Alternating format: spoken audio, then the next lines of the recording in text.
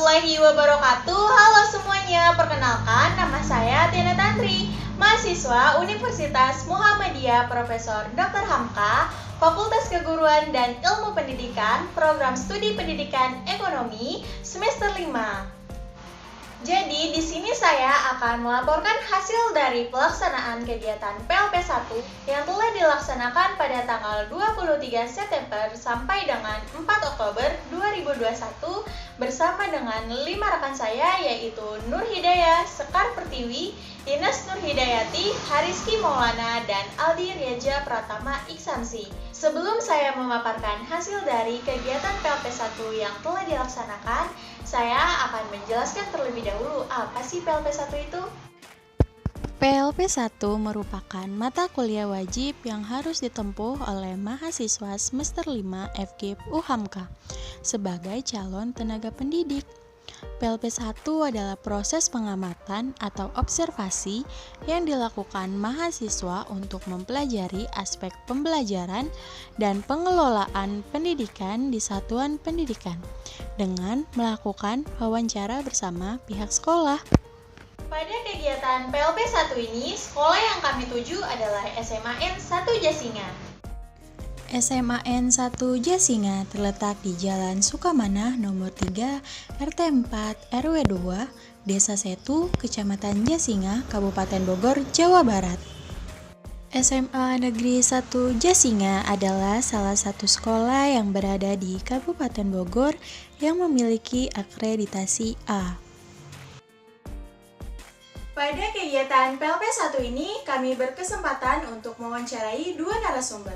Narasumber yang pertama adalah dengan Bapak Suhaimi Latif SPD selaku Wakil Kepala Sekolah Bidang Kurikulum.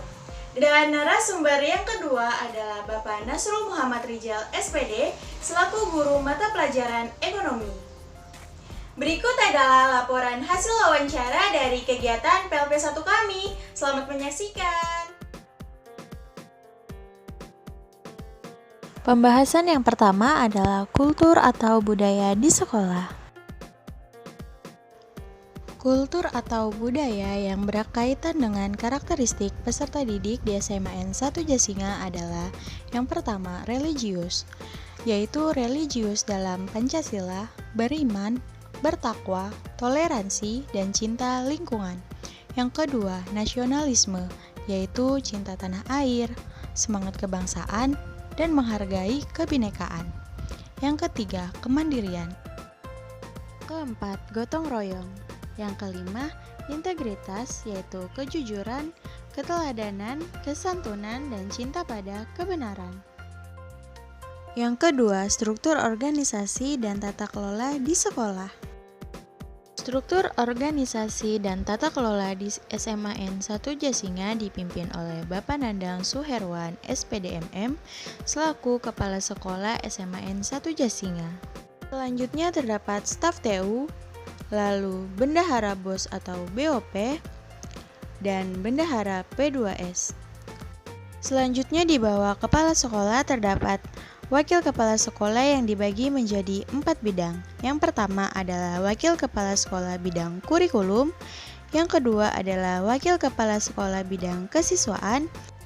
Yang ketiga adalah Wakil Kepala Sekolah bidang humas. Dan yang keempat adalah Wakil Kepala Sekolah di bidang sarpas atau sarana dan prasarana. Dan selanjutnya adalah terdapat Dewan Guru. Ketiga, peraturan dan tata tertib di sekolah. Peraturan dan tata tertib di SMAN 1 Jasinga dinilai sangat ketat karena bertujuan untuk mendisiplinkan peserta didiknya. Di antaranya mengenai kehadiran, jam datang ke sekolah, seragam sekolah, dan lain sebagainya. Bagi peserta didik yang melanggar peraturan dan tata tertib akan mendapatkan sanksi.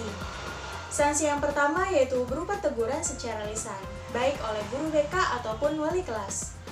Yang kedua berupa panggilan orang tua. Jika orang tua tidak memenuhi panggilan sebanyak 2-3 kali, maka wali kelas bersama guru BK akan mendatangi rumah peserta didik.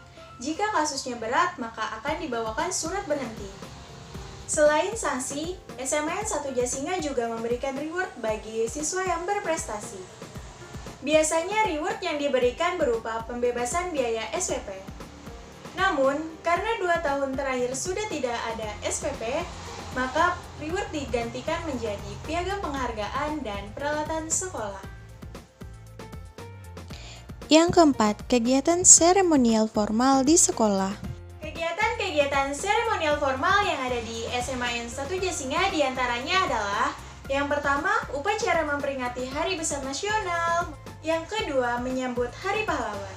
Tiap kelas menampilkan pakaian adat dan budaya nasional yang dibuat sendiri menggunakan bahan-bahan seadanya, sehingga dapat menumbuhkan kreativitas peserta didik. Lalu kemudian melakukan pawai. Yang ketiga yaitu perpisahan kelas 12 yang dilakukan secara gebyar dengan menggunakan upacara adat Sunda. Yang kelima yaitu berupa pentas seni yang berisikan kreativitas peserta didik. Namun, semenjak pandemik, kegiatan-kegiatan tersebut sudah tidak bisa dilakukan seperti biasanya. Namun, semuanya dilakukan sesuai dengan aturan yang ada. Misalnya seperti perpisahan kelas 12 dilakukan secara daring. Dan hanya beberapa siswa yang berprestasi yang hadir ke sekolah dan tetap mematuhi protokol kesehatan. Kemudian, peserta didik yang berada di rumah dapat melihat serangkaian acara melalui channel YouTube SMAN 1 Jasinga karena mereka melakukan live streaming melalui YouTube. Yang kelima, kegiatan ekstrakurikuler di sekolah. Di SMAN 1 Jasinga, kegiatan ekstrakurikuler merupakan salah satu alat pengenalan siswa pada hubungan sosial. Di dalamnya terdapat pendidikan pengenalan diri dan pengembangan kemampuan selain materi pelajaran.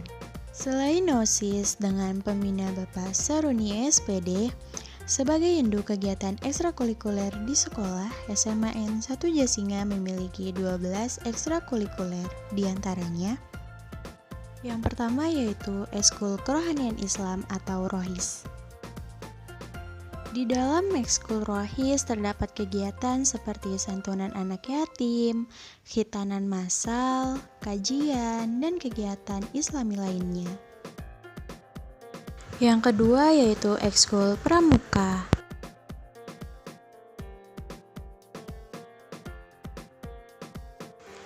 Yang ketiga Ekskul Paskibra. Yang keempat, Ekskul PMR. Yang kelima, Ekskul Kopsis atau Koperasi Siswa. Yang keenam, Ekskul Broadcast. Yang ketujuh, Ekskul Kelompok Ilmiah Remaja atau KIR. Yang ke-8, Ekskul ASIK, Apresiasi Sastra, Informasi, dan Kreasi.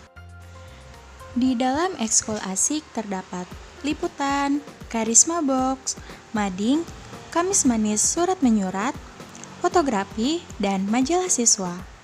Yang ke-9 yaitu Ekskul Top.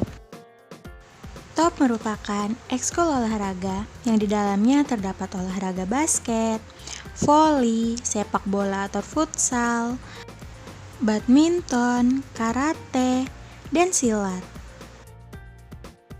Yang ke-10 yaitu Ekskul ASRI, Apresiasi Seni Kreasi Indonesia. Yang ke-11 Ekskul Drum Band. Yang terakhir adalah Ekskul English Club. Ekskul ini merupakan ekskul baru yang ada di SMAN 1 Jasinga. Namun, pada saat pandemik, semua kegiatan ekskul diberhentikan untuk sementara. Tetapi sudah mulai ada beberapa ekskul yang mulai berjalan aktif seperti biasa, dengan tetap memenuhi protokol kesehatan. Poin selanjutnya adalah pembiasaan dan kebiasaan positif di sekolah. Pembiasaan dan kebiasaan positif di SMAN 1 Jasinga diantaranya adalah: yang pertama yaitu upacara hari Senin, yang kedua yaitu 5S, senyum, sapa, salam, sopan, dan santun. Yaitu tadarus sebelum melakukan kegiatan belajar mengajar. Dan yang keempat yaitu sholat duha bersama bergantian antar kelasnya. Kebiasaan dan kebiasaan positif tersebut dilakukan guna untuk menumbuhkan sifat positif peserta didik. Poin selanjutnya adalah kegiatan belajar mengajar di sekolah. Pada awal pandemi, kegiatan belajar mengajar di SMAN 1 Jasinga, terutama pada mata pelajaran ekonomi, dilakukan secara full daring menggunakan Google Meet, Zoom, ataupun e-learning Semanjas. Namun, pada saat ini kegiatan belajar mengajar di SMAN 1 Jasinga sudah dilaksanakan dengan metode PTM, yaitu pembelajaran tatap muka terbatas, yang dimana setiap kelas dibagi menjadi 2.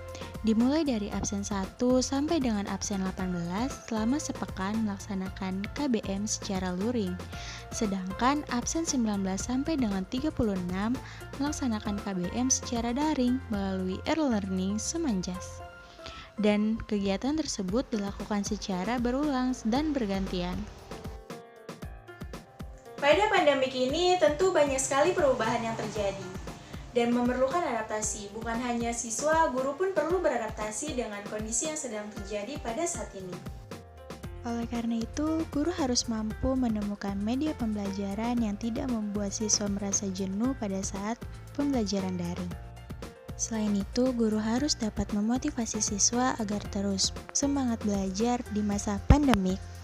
Selain itu, tentu saja banyak sekali kendala yang harus dihadapi oleh sekolah, guru, ataupun peserta didik. Dan kendala yang paling sering dihadapi adalah gangguan jaringan pada saat pembelajaran daring. Oleh karena itu, semoga pandemik segera berlalu sehingga kita semua dapat beraktivitas seperti biasanya. Dan salah satu cara untuk mengatasi COVID-19 adalah dengan melakukan vaksinasi. Sekian pemaparan hasil wawancara dari kegiatan PLT 1 saya. Kurang lebihnya mohon maaf. Terima kasih atas perhatiannya. Wassalamualaikum warahmatullahi wabarakatuh.